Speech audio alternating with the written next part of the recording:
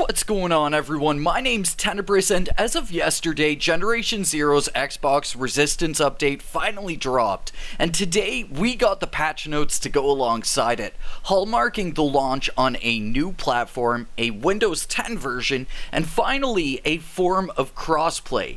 This has been a long time awaited feature, my dudes, so let's get into all the news and information we got today with these patch notes.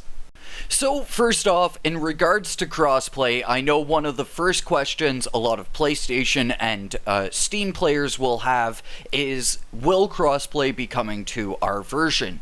And the answer is that the team is currently looking at their possibilities for other platforms.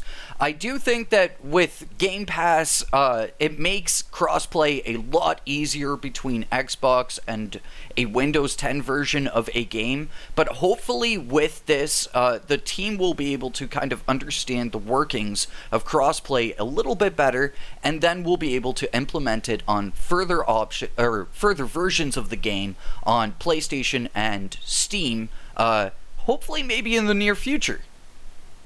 Definitely you can bet that as we get into the future here, I'm going to keep all my eyes and ears towards whether or not we're going to get any sort of crossplay for other versions in the future, because I think for Generation Zero that would be a massive benefit overall. But with crossplay out of the way, let's jump into the dev letter that we got alongside the patch notes for the Xbox update today. So the letter reads, Generation Zero has finally joined Xbox Game Pass. This also comes with both an additional platform on Windows 10 as well as crossplay between both Xbox and Windows 10. The Resistance update is finally landing in the world of Generation Zero on Xbox. This one is big and has been a long time coming. Base building is finally here, and with it comes some brand new features and challenges in Ostertorn.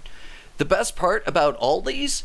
Everything except the Soviet weapons pack is included in the base game for all Resistance fighters to enjoy.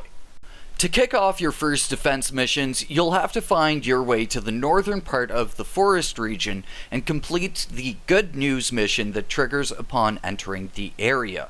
Once completed, you'll have access to the command center. It's here you will stand your ground against the incoming machine horde. Once initiated, you'll need to gear up, build out, and prepare for the incoming fight. We'll leave it to you and your fellow fighters to discover and explore what's at your disposal to defend your new home base, and there will be more additions to your stationary arsenals as the year progresses.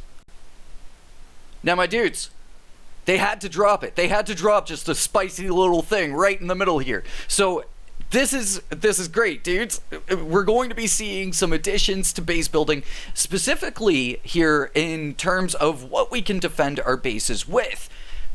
This is great, man. I really cannot wait to see how the team's going to expand on base building. I think it's got so much potential here in the game, and oh dude. So I guess we're just going to have to wait and see how that gets expanded on as the year goes on, but oh, it's going to be hype, man. Solid structures won't be the only way to defend your newly found command center. Every successful resistance evolves along with its enemies, even with its support equipment.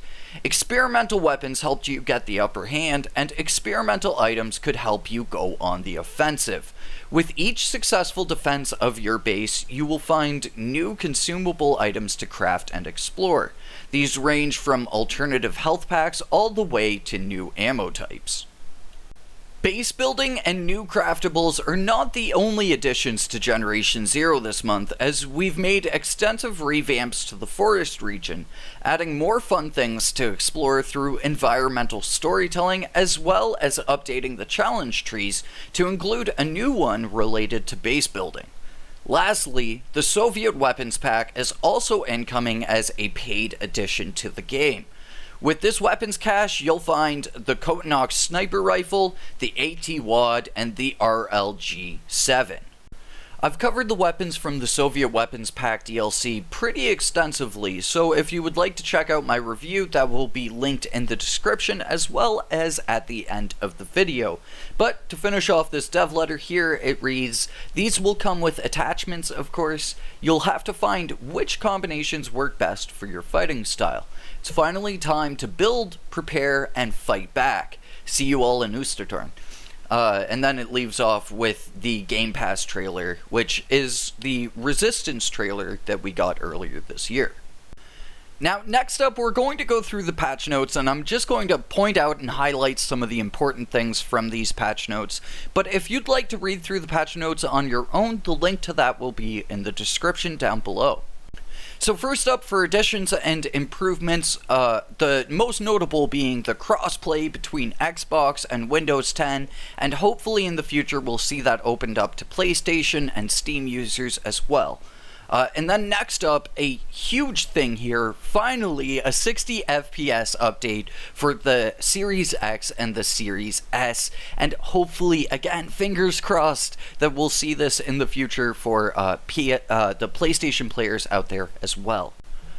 Going through the rest of the patch notes here, it's actually completely identical except for those Xbox-related additions at the beginning, those three things.